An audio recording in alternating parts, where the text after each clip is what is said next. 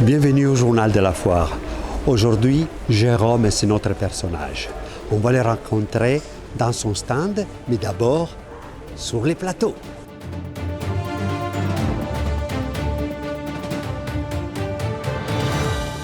Jérôme, bienvenue chez nous. C'est un Bonjour, plaisir. merci beaucoup de votre accueil. Je voulais commencer tout de suite. Qu'est-ce que c'est pour toi, Chatou? Chatou, c'est une institution, pour moi, c'est la seule exposition parisienne que je fasse tout au long de l'année, 2 fois par an, depuis 1997. Donc voilà, ça commence à faire. Et tu as toujours la même place? J'ai toujours la même place, j'ai eu la chance d'être très bien placé la première fois que je suis venu. À l'époque, il y avait une liste d'attente, c'était très compliqué d'avoir un stand, et il m'en fallait 2. J'ai été accueilli et depuis je reviens 2 fois par an à la même place, à l'Aile-Franc. Tu n'es pas seulement antiquaire, tu as aussi une autre facette. Je suis antiquaire et j'ai une maison d'édition qui fait des sculptures, qui a édité un bouquin sur François Pompon, sur la vie de François Pompon. Et puis je me suis lancé là dernièrement dans les affiches et les cartes postales. Voilà. Je tiens à préciser que sur son stand, j'ai acheté 2 tableaux déjà. Donc, venez. On a parlé un petit peu des Chatou. Comment toi, par contre, tu es arrivé à ce métier? Est-ce que tu faisais déjà ou tu avais envie de faire déjà ce métier quand tu étais petit? J'avais envie. C'est une histoire de famille puisque mes parents étaient antiquaires à Dijon. Et moi, j'ai toujours voulu faire ça. Je voulais faire l'école des beaux-arts. Mes parents n'ont pas voulu. Ils ont essayé de me pousser à être commissaire-priseur et à faire des études de droit. Mais j'étais définitivement pas fait pour ça. Et du coup, j'ai bourlingué. J'ai fait plusieurs métiers avant. J'ai fait mes études. Après, je suis parti un peu à l'étranger. Et dès que j'ai eu un peu d'argent à investir pour commencer à me faire un stock, je me suis lancé.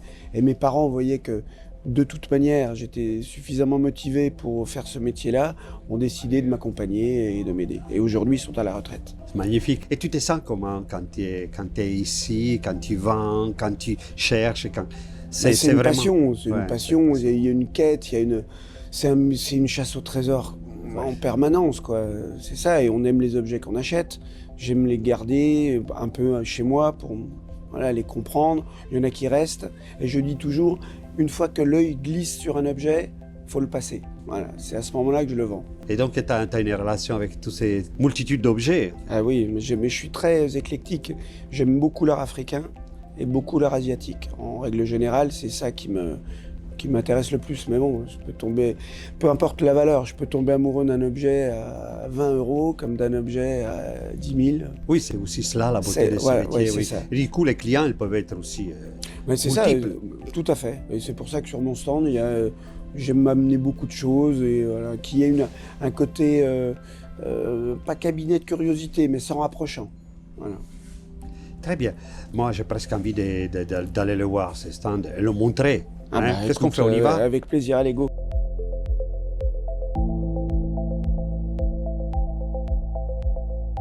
Donc, on arrive dans ton monde. Absolument, dans mon monde, alors qui est très en fouillis aujourd'hui, puisque avec le temps qu'on a, on peut rien sortir.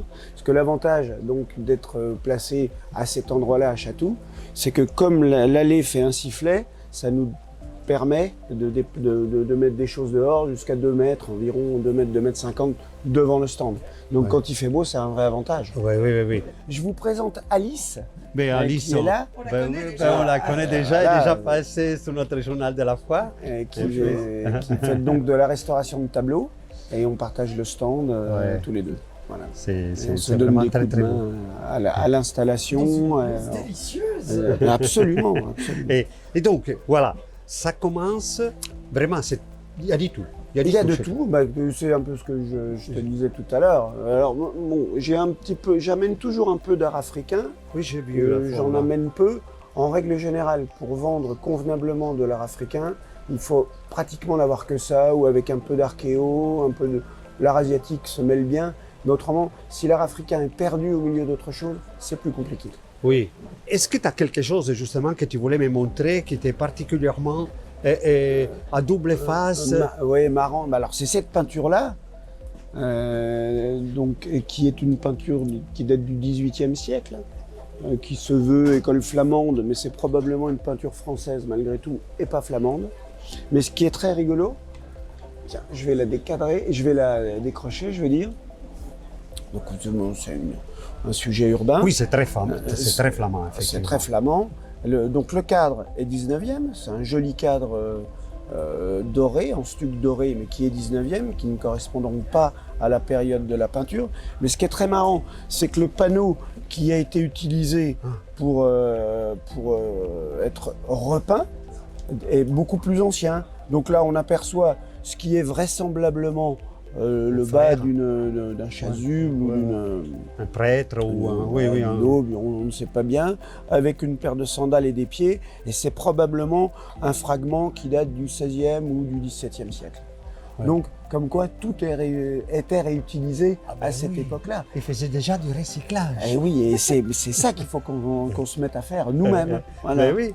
Alors, après, qu'est-ce que tu peux nous faire découvrir ici? Je vais vous montrer des objets qui sont un peu hors du commun, je vais dire.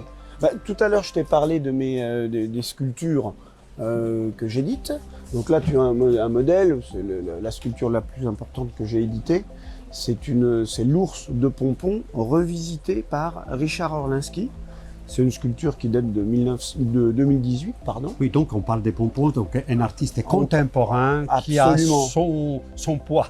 Qui a son poids et puis dont on a fêté le centenaire il y a pas tout à fait 2 ans, en 2022, puisque la première présentation de son ours blanc, qui est emblématique pour François Pompon, date de 1922. Non, ce dont je voulais te parler, voilà, c'est cette pièce-là, puisque c'est un cratère cloche à figure rouge, italiote, donc quand on dit italiote, c'est le sud de l'Italie, de la Grande Grèce, et qui a près de 25 siècles, puisque c'est environ 4 siècles avant notre ère, avant Jésus-Christ. Oui.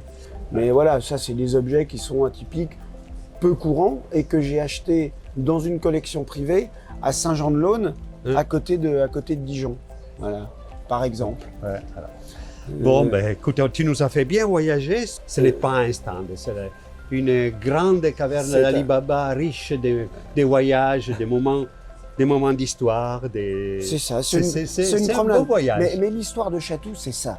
Il faut venir à Chatou, pas forcément pour acheter, pour dépenser des 1000 et des 100, même si on peut le faire.